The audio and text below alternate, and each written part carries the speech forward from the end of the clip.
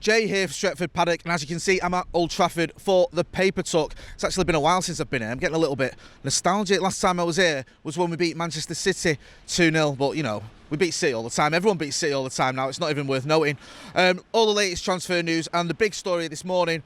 Well, shock horror, it's another Paul Pogba transfer speculation story. Seems like there's always a Paul Pogba transfer story. We've been doing this for about 7 years, both as full-time Devils and as Stretford Paddock, and there's always a Paul Pogba story. But this one is a slightly more positive one. When Ole Gunnar Solskjaer was asked about Paul Pogba's future yesterday, he said, "I can't comment on discussions with players, but of course we want to keep the best players around the club." Now, Tier 1 journalist Fabrizio Romano has said that Manchester United have opened talks with Raiola, which is obviously Paul Pogba's agent, to extend Pogba's contract. He's waiting for the first bid, not agreed yet. Now, Paul Pogba in the summer obviously came out and said he wanted a new challenge, he wanted to move on from Manchester United, because he felt like he'd had a good season. He'd been one of our most productive players last season, and it was time for him to move on. And everyone thought, well, okay, that's it. Real Madrid were obviously in the hunt for him, and it seemed a matter of sort of when, not if, he'd be leaving. But that never materialised, and he's obviously had a bit of an injury-ravaged season. And for whatever reason, Real Madrid haven't really made a solid, concrete offer for Paul Pogba. Now, when Paul Pogba said he wanted to leave, it was a bit of a different situation. United had obviously finished the season on a bit of a low. We were beaten here by Cardiff. We didn't make the top four. We didn't have Champions League football. We didn't win anything. And you could see that Paul Pogba just wasn't really happy. Things have obviously changed since then. United have made a few more signings. We've brought in the likes of Maguire, Wan-Bissaka, obviously Dan James. But one of the big changes here has been the acquisition of Bruno Fernandes. Now, Fernandes and Paul Pogba have formed a real partnership in midfield, both on and off the pitch. On the pitch, they're obviously gelling well together. And off the pitch, we've heard Bruno saying that Paul Pogba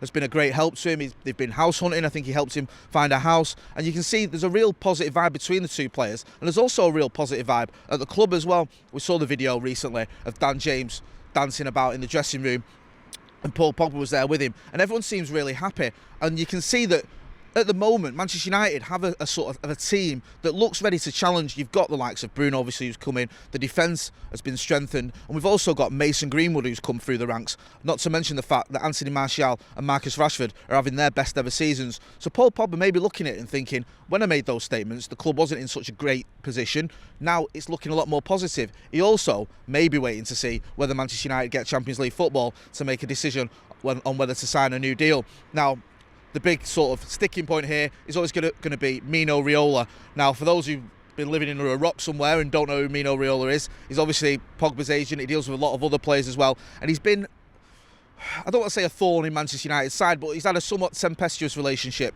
with Manchester United since he's been looking after Paul Pogba and some other players. Alex Ferguson didn't get on with him. He famously said that him and Mino Raiola were like oil and water, which just means they don't really gel. That's when Paul Pogba headed to Juventus even. Then Mino Raiola was handling the Erling Haaland deal. That didn't happen for whatever reason. Haaland went to Dortmund, and Raiola seemed a bit upset with Manchester United over that. He was quite critical of the club. He has criticised the club in the past. At one point he said he wouldn't deal with Manchester United anymore. But things seem to have changed. They seem to have mellowed. And as I said earlier, there seems to be a bit more positivity around the club. So who knows? It looks like negotiations are underway anyway. We don't know what's going to happen, but there's reasons to be cautiously optimistic that Paul Pogba may stay. We always know that Real Madrid are going to be looking at him. We know that Zinedine Zidane is a big fan of Paul Pogba. Now, whether Real Madrid can afford Paul Pogba, because United, we expect them to be asking for around 100-odd million to get Paul Pogba from this club. Whether they can afford that, Madrid, remains to be seen. They spent a lot of money last summer. They spent a lot of money just on Eden Hazard, and it's not quite worked out with all those transfers. So are they going to come back in and put a real bid in for Paul Pogba and tempt him? We'll have to wait and see. But it's good to see that the club are open negotiations. It's good to see that someone like Fabrizio Romano, who is a Tier 1 journalist, is reporting that. And who knows, it makes me think that there's something there, because why would the club go into negotiations if they knew for a fact Paul Pogba wasn't interested? We'll wait and see, but hopefully this won't rumble on and on and on, and hopefully we can get Paul Pogba staying.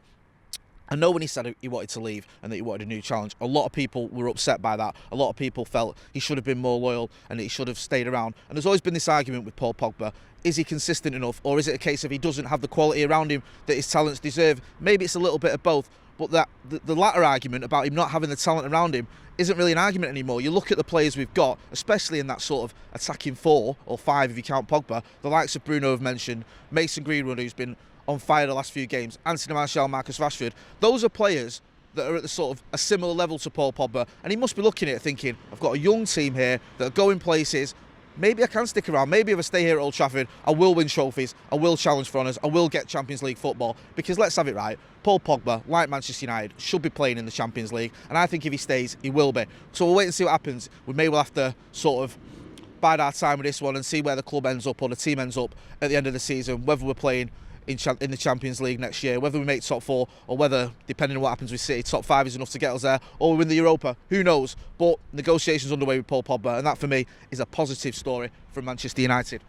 Now, this is a player who's been linked with United pretty much all season and who we're going to see tonight when United travel to Aston Villa, and that's Jack Grealish. He's been linked with United. There's talk that maybe he could be coming here in the summer, that he could come to bolster our midfield or even our attack, depending on where you want to play him. Aston Villa, of course, are in relegation trouble. They're fighting for their lives, and the feeling is that if Aston Villa do get relegated, then they're going to have to part company with Jack Grealish. He obviously stayed at the club when they went down last time, helped them come back up, helped them get promoted. Will he do that again? I'm not so sure. There's talk that maybe he's available for around the £70 million mark, which is a transfer that you could expect Manchester United to do. Now, Ole Gunnar Solskjaer has spoken about Jack Grealish ahead of the game. He's not spoken about any transfer speculation. He's just sort of spoke about the fact that Jack Grealish, last time we played Aston Villa here at Old Trafford in a 2-2 draw, he caused us all sorts of problems. Solskjaer said, last game they caused us some problems, told you. Both Grealish off the left and El Ghazi off the right, he scored a fantastic goal.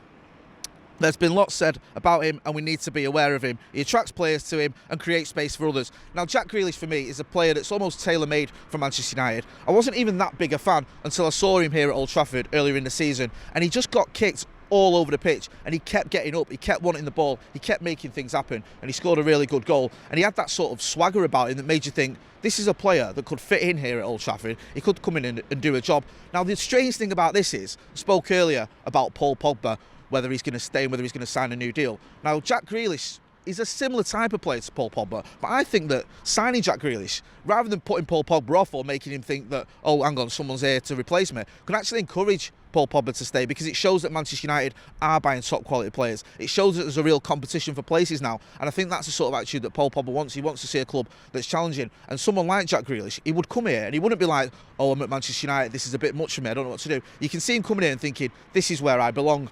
Now, some people may look at it and they go, well, if Paul Pogba's signing a new deal, we've just bought Bruno Fernandes, why do we need Jack Grealish? Especially when, if you look at our front three as well, with the likes of Masson Greenwood, Anthony Martial and Marcus Rashford, that's pretty settled. Where would he fit in? But I think if we are going to challenge for the top, we need to be aiming for challenging for the very top and challenging for titles and trying to get back at the very top of European football, then we need the top class players and we need competition for places. Because if we have 1 or 2 injuries now, we're going to have to rely on the likes of Jesse Lingard, maybe Andreas Pereira. No disrespect to them players, but we've seen when they've come in, they've just not been able to perform to the levels that we need. So someone like Jack Grealish coming in, it gives us another option. We know there's lots of games in a season, so even if Paul Pogba stays, there's no reason why we can't buy someone like Jack Grealish and he can't come in and do a job. I just hope he doesn't do a job when United play Aston Villa later on tonight. Earlier on in the week, following the game against Bournemouth, there was a lot of speculation about Nathan Ake coming to Old Trafford. This sort of came out of the blue a little bit. There'd been a few murmurs earlier on, but nothing had really come of it. And then at the end of the Bournemouth game, there was some footage of Ole Gunnar Solskjaer supposedly more or less saying, you know, good luck to Nathan Ake and we need a left-footed centre-back. Ole Gunnar Solskjaer has moved to dismiss these rumours. He said that we're not looking at Nathan Ake, we're not looking at any more centre-backs. He says we've got 7 central defenders, so why would we be looking at another one? Now, managers are always going to say that, especially when they've been linked with a player who's at another club, and they're almost being accused of tapping him up, which is what people were saying Ole was doing when he was saying, you know, good luck, we need another left-footed centre-back, hope you can come here. So Ole's dismissed this. Now, you may say, oh, well, he's bound to say that. But I actually think he might be telling the truth here, because if you look at it, we have got a lot of centre-backs. We've got Harry Maguire, we've got Victor Lindelof, we've got Eric Bailly, we've got Axel Tuanzebe, we've got Phil Jones, we've still got him. We've got Chris Smalling still on the books. I know he was on loan at Roma. Still got Marcus Rojo. So we've got lots of different options there. And you have to ask yourself, is Ole in the market for a centre-back? And if he is Nathan Ake a massive upgrade? Now, I think Ake is a good player, but I think on his day, he's probably at a similar level to someone like Eric Bailly or Axel Tuanzebe or Victor Lindelof. I don't see it as a massive step up. So I don't know if Manchester United and Ole Gunnar Solskjaer are going to be signing a centre-back a priority. And if they are, I don't know if that centre-back is going to be Nathan Ake. I'm inclined to agree with Ole Gunnar Solskjaer here. I think he might be telling the truth, because I think it's more or less a sideways step, and I still think there's potential there for someone like Axel Tuanzebe to come back into this side. He's had an awful season because of injuries, but I don't think you can count him out just yet. We've also seen Eric Bailly playing a lot more recently. I know he's not exactly shone, he's been a bit erratic, as he always is, but he still could have a future at the club. Victor Lindelof and Harry Maguire are obviously the two first choices. Harry Maguire's going nowhere.